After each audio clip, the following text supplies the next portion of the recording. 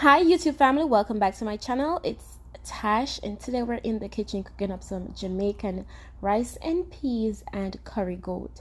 First things first, I always recommend for you to soak your peas overnight because it makes the cooking process so much easier.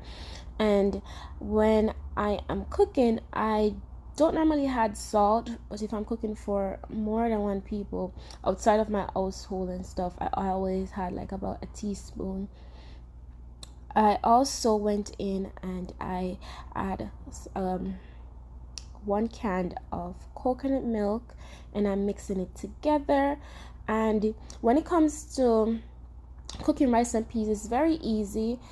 I've come to understand measurements is very important because growing up we used to just eyeball everything, and that's how my mom actually taught me how to cook.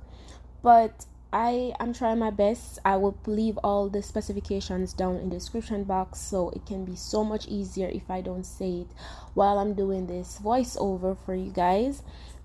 But I also, whenever I'm cooking, I keep saying I'm also, but I also make sure that I do everything I need to do. So the rice is washed and sitting and waiting, like the scallion, the pepper, the butter, everything is like in easy reach, so it's nothing that is going to throw off the cooking process or extend it. I washed about 2.5 cups of rice and I'm submerging it into the pot. When I'm cooking my coconut milk down, I cook it for like 10 minutes before I had the rice. I know every household is different and this is how I do it over here. Then I put scallion, my scotch bonnet pepper, and a chunky spoon of butter because butter makes everything better, okay?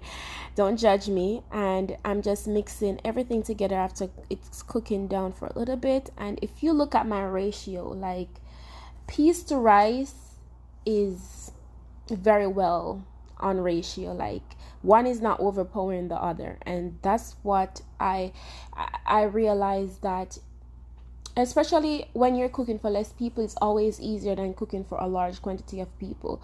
So this is how I know measurements is very important in cooking, because to get here it took a lot of trials and error where the peas is overpowering or the rice, well, normally it's the peas overpowering the rice.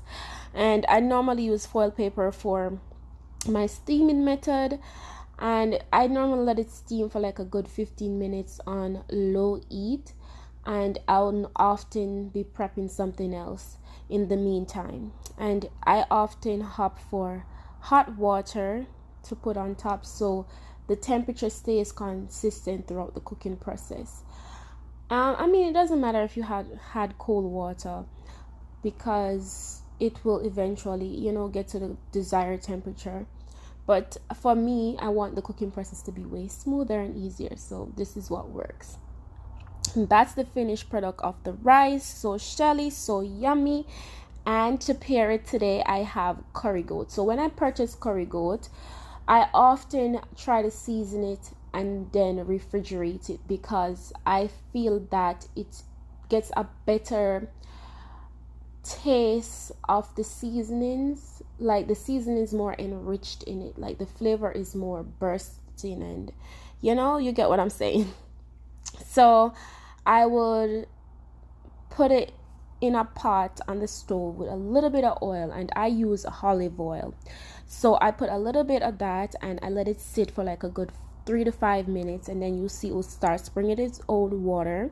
And then I will stir it around so that like every little bits and bits of it can be submerged in the flavor of the liquid that is brewing. And I am going to show you a very quick and simple method of using a crock pot. I know that everybody doesn't have access to it, but it makes life so much easier. And when I was introduced to it, I was a iffy anybody, because I grew up with my mom is over the stove all day, and it's not something that I like genuinely wanted to be out over in the stove for 3-4 hours. But a crock pot makes your life so much easier. So if you have a mom, an aunt, a cousin, a grandma out there, that's a perfect gift for them if they love the kitchen. So here I am just showing you like the final stages of this being on the stove. Oh, everything's like cooked down and ready to be submerged in the pot. I rather it going on the stove versus just dumping everything in the crock pot, because it's easier for me to control the water levels as well as the flavor, the taste of it on the stove. I love the stove taste versus the crock pot taste, but the crock pot is just for a faster cooking process. So to get the stove flavor, I start the process out with like semi cooking it on the stove and then submerging it into the crock pot. That's how it looks in the crock pot. So the crock pot is very simple. This one that I have, all you do, you twist it. I'll have the brand and everything linked below, because guess what, we got this from Amazon. Okay, and you snap it, it's going to make like a noise when it's locked, and I'm touching the area where the steam is going to be trapped in, so I close that area. So that's basically what cooks the food faster, like everything being submerged with no release of the steam, like when it's on the stove where the steam escapes. So I go ahead and put it on pressure cook, and then I am going to keep it warm as well, and I put it on 30 minutes. I didn't let it last for 30 minutes, and this is what it looks like after like 20. And it was so delicious, and it was falling off the bones. Like, that's what we want, huh? Like, back when I was a little girl, my mom in the kitchen, she is in the kitchen for a good 3-4 hours. Then you gotta wash up, and then when you do sit to eat, like, you're so burnt out and tired. It's like you did a whole day's work already. So this is what it looks like, the meat falling off the bone. And one thing I love about the crock pot as well is very safe to use. So if you have kids in the house, or if you have like a lot of people moving back and forth, it's very safe, because you don't have to worry about it like falling, or like the kids. I'll never recommend for the kids to be playing in the kitchen or being in the kitchen at a specific time when you're cooking certain foods, especially when foods like they pop in, or when you're using like a pressure cooker or anything.